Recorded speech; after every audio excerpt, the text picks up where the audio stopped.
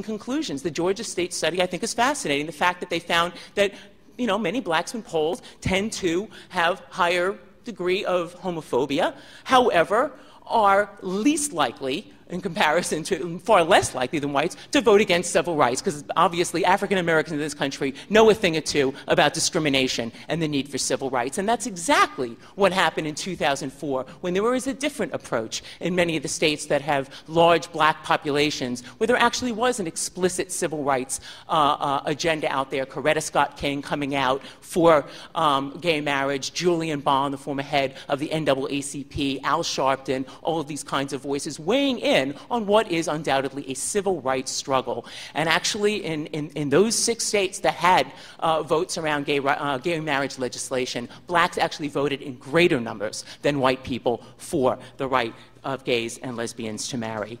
And so I think that we have a job to do to insert a different kind of method of organization, an open democracy and debate and politicizing the issues, not just sort of a call for the next day of protest, although by all means people should be out there on December 10th, a day without a gay. But we have to understand that, you know, just like, you know, nature abhors a vacuum, so does politics. And if we leave it to the existing corporate-sponsored, Democratic Party-run institutions that exist out there, I wouldn't really call them gay movements or gay organizations. They're not, there's no base. There's nowhere in any city that I know of, anywhere in this country, you can go to an HRC organizing meeting to shape the next protest, or actually say, open the books. We want to know where the tens of millions of dollars that we are giving to you are going to it.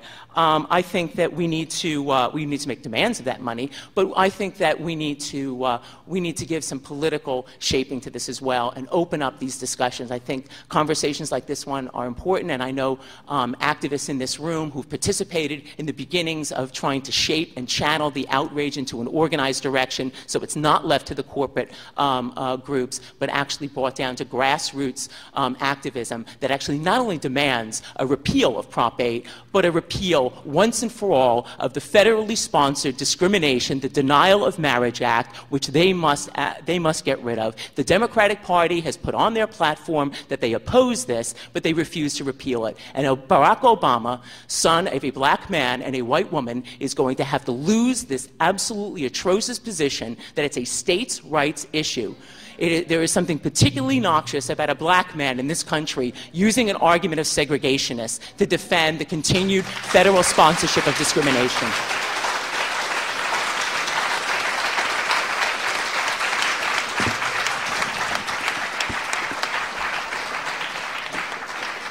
And then just to repeat the information about the event, Day Without a Gay, it's December 10th, next Wednesday, 6 o'clock, Mission and 16th near the BART station. There's also one, 24th, oh, okay, 24th, sorry. And then there's one in Berkeley, right? If you go to Indy Bay, they have all the information on it. So just before, on my way over here, I was Googling, and there's an article in Newsweek called A Gay Marriage Surge, Public Support Grows According to New Newsweek Poll. And they asked people how they felt about adoption, health care, all these different rights, and it was all over 65%. Yeah, it just came out today. Mm-hmm. So, and then polls have shown that if milk had come out maybe 2 months ago, and if the election were tomorrow, Prop 8 would not have passed. That's right. So what do you think about that? It's shifting quickly, it seems. I mean, the thing is, polls like that are just proving things that we kind of already knew. You can't win a fight, you can't win a battle without fighting. And what happened on Prop 8 is there wasn't really a proper fight.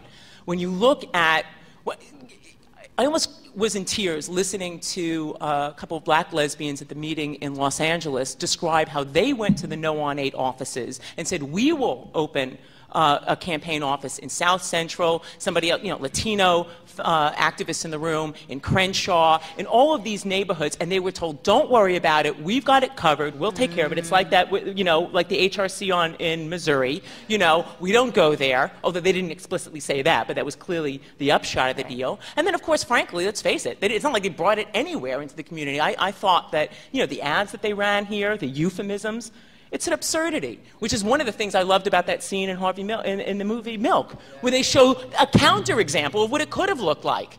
How people could have been aggressively, look how he went straight into Orange County, California, the heart of the beast, and go out there and debate these bigots where they live and say, you want to defend these ideas? Go ahead, face me and tell me why I shouldn't have these rights, the same rights as you. Go ahead and tell it.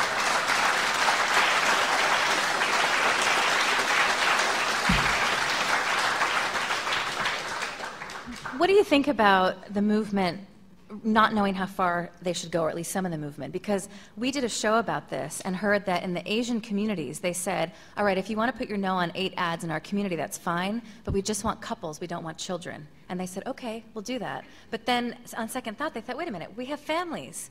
Why can't we show who we are?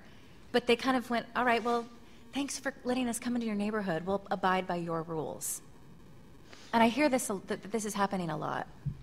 Well, I think in some ways it's sort of familiar to you. In working on your book, on Red Highways, you see that there is this perception among the self-appointed leaderships of groups or organizations, or generally NGOs, they're not sort of member-based organizations, that are at a complete removal from ordinary people. And so there is always this presumption, well, we, enlightened few, we understand this, you and I, but they, the thems, you know, the members of my union, or the people in our community, or in this ethnic group, or whatever, we've all heard this, right? We've all been told this. If you're an activist on the left, you've been told that, oh, well, you know, we understand it, but not them. So we have to talk a certain way.